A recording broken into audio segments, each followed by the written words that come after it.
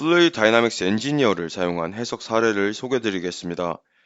첫 번째로 소개드릴 사례는 열교환기 열전달 해석 사례입니다. 지금 보시는 것은 플랜트에서 사용되고 있는 거대한 열교환기입니다. 실제로 이 열교환기의 내부는 이렇게 수많은 관으로 이루어져 있고 배풀로 그 관들을 고정하고 있습니다. 이 중간에서 관들을 감싸고 있는 형태로 있는 것이 배풀입니다.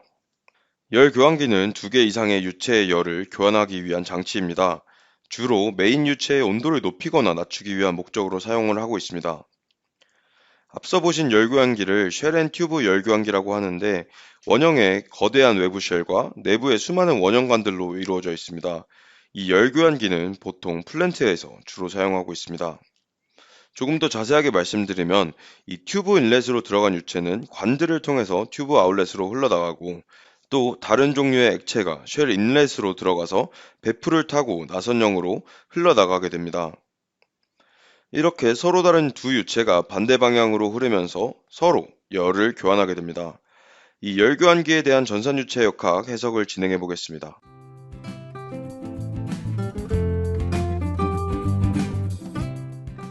해석 시나리오입니다. 왼쪽 윗부분으로 75도의 뜨거운 유체가 1kg/s로 흘러 들어가게 되고 반대쪽 출구로 나옵니다. 그리고 오른쪽에서 왼쪽 방향으로 25도씨의 차가운 유체가 0.1kg/s로 흘러 들어오고 나갑니다. 이 해석을 통해서 알아보자 하는 것은 첫 번째, 열교환기의 열전달 효율이 어떻게 되는지, 그리고 유동별 입구와 출구의 압력차가 최소가 되는지, 열교환기 내부에서 혹시 유체가 정체되지 않는지입니다. 플루이드 다이나믹스 엔지니어의 어시스턴트 패널을 참고하면 위와 같은 해석 시나리오를 간단하게 적용할 수가 있습니다. 해석 시나리오를 사용을 해서 해석을 진행한 결과입니다. 가장 먼저 열전달이 잘 발생하고 있는지를 확인해 보겠습니다. 지금 보시는 결과는 온도 컨투어 결과인데 온도가 낮으면 파란색, 온도가 높은 부분은 빨간색으로 표현이 되는 플랫입니다. 결과를 보시면 차가운 유체의 입구 부분보다 출구 부분의 온도가 높은 것을 확인할 수 있습니다. 이를 통해 열 전달이 발생한 것을 확인할 수가 있죠. 그리고 오른쪽의 열교환기 단면을 보시면 나선 구조의 배풀로 인해 균일하지 않은 온도 분포 또한 확인할 수가 있습니다. 시뮬레이션이 잘 진행이 되었으니 압력값을 한번 확인해 보겠습니다. 먼저 XY 플랫을 사용해서 각 유동의 입구 압력을 확인하겠습니다. XY 플러스의 X축은 반복 계산 횟수이고 Y축은 압력값입니다. 이 그래프를 보시면 수치기법의 반복 계산이 진행됨에 따라 각 유동의 압력값이 일정하게 수렴하는 것이 확인됩니다. 이렇게 수렴되는 경우에 계산 결과의 신뢰성이 증가하게 됩니다. 오른쪽처럼 그래프에서 각 유동의 입구 압력을 확인할 수가 있습니다. XY 플랫 대신 센서 기능을 사용해서 온도와 압력값을 확인할 수도 있습니다.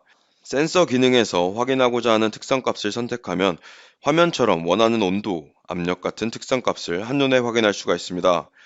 온도값과 압력값을 사용하면 열전달 효율과 유동의 입구 출구 압력차를 계산할 수가 있고 지금 현 상황에서 열전달 효율은 56%, 유동의 압력차는 뜨거운 유체의 경우 160파스칼, 차가운 유체의 경우는 6파스칼입니다. 이제 유동의 흐름을 확인하기 위해 스트림라인 플롯을 확인하겠습니다. 스트림라인 플롯을 사용하면 유동의 흐름을 시각적으로 확인할 수가 있고 이를 통해서 재순환 정체가 어떤 위치에서 발생하는지를 볼 수 있습니다. 결과를 보시면 양쪽 끝부분에서 콜드 플루이드의 유동이 확인되지 않기 때문에 유동의 재순환이나 정체가 있음을 예상할 수가 있습니다. 너무 많은 부분에서 유동의 흐름이 없기 때문에 이 설계는 효율적이지 못한 설계라고 판단이 될 수 있습니다. 이 설계를 개선하기 위해 배풀의 회전수를 조절해 보겠습니다. 앞서 말씀드렸다시피 배풀은 나선형의 구조로 내부의 관을 감싸는 구조입니다. 이 배풀의 회전수를 2개, 4개, 6개로 수정을 하여 같은 시뮬레이션을 수행하겠습니다. 설계가 변경되어도 변경된 내용이 원클릭으로 반영이 되기 때문에 시뮬레이션이나 결과에 대한 설정을 다시 할 필요가 없고 간단하게 시뮬레이션 결과를 확인할 수가 있습니다. 지금 보시는 것처럼 모든 결과를 한 번에 확인할 수가 있습니다. 이렇게 온도 컨투어 플롯을 확인할 수도 있고 세 가지 경우의 XY 플롯을 확인할 수도 있습니다. 이 결과를 사용해서 배풀의 회전수가 2개, 4개, 6개인 경우의 열전달 효율과 압력차를 계산했을 때 압력차는 세 가지 경우가 큰 차이가 없고 6번의 회전수를 갖고 있는 열교환기가 가장 높은 열 전달 효율을 가짐을 확인할 수 있습니다. 두 번째 해석 사례는 전자기기 방열 해석입니다. 여기 스피커가 있습니다. 스피커뿐만 아니라 이런 전자장비는 내장된 칩의 온도를 일정 이하로 유지하는 것이 매우 중요합니다. 플루이드 다이나믹스 엔지니어를 사용해서 이 스피커의 칩의 온도를 확인해 보겠습니다. 스피커 내부에는 배터리, LED, 그리고 PCB와 PCB 위에 있는 컴포넌트가 있습니다. 이 내부에서 열이 어떻게 발생하는지, 그리고 칩의 온도는 몇 도까지 상승을 하는지를 확인해 보겠습니다. 지금 케이스 같은 경우에는 발생하는 유동이 없기 때문에 스태그네이션 인렛과 프레셔 아웃렛 조건을 적용하였습니다. LED는 크기에 따라 3W, 1W의 열을 방출하고 배터리는 30W의 열을 방출합니다. 그리고 칩을 자세히 보면 메인 칩과 여러 개의 작은 칩이 있고 캐퍼시터가 있습니다. 메인 칩은 5W, 캐퍼시터는 0.25W랑 0.15W, 그리고 다른 칩들은 모두 합쳐서 0.1W의 열을 발생시킨다는 시나리오를 사용했습니다. 결과를 확인해 보겠습니다. 스트림라인을 확인하면 특정 방향으로의 유동이 전혀 발생하지 않음을 확인할 수가 있습니다. 이 때문에 뜨거운 공기가 내부에서 맴돌 수 있고 이는 방열에 전혀 효과적이지 않습니다. 온도 컨투어를 확인해 보면 메인 칩과 그 위에 히싱크의 온도가 주변에 비해 월등히 높은 것을 확인할 수가 있습니다. XY 플러스로 메인 칩과 히싱크의 온도 그래프를 확인하면 메인 칩은 약 130도, 히싱크는 약 110도로 작동 한계 온도인 80도를 훨씬 초과하는 것을 확인할 수 있습니다. 이 문제를 해결하기 위해서 메인 칩 주변에 팬을 설치해 보겠습니다. 보시는 것처럼 메인 칩 왼편에 설치를 하였고 팬은 실제 설계를 하는 대신에 팬 모델링을 사용을 하였습니다.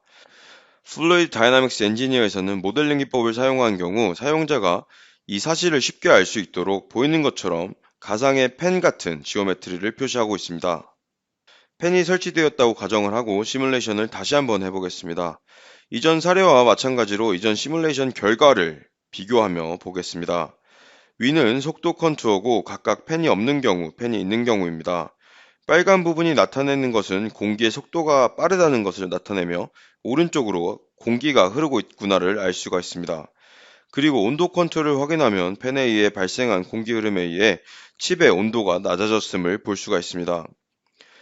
각 경우의 칩과 히싱크 온도를 비교해 보면 팬이 있는 경우에는 칩은 76.7도, 히싱크는 47.2도로 모두 80도 이하로 유지가 되고 있음을 확인할 수 있습니다.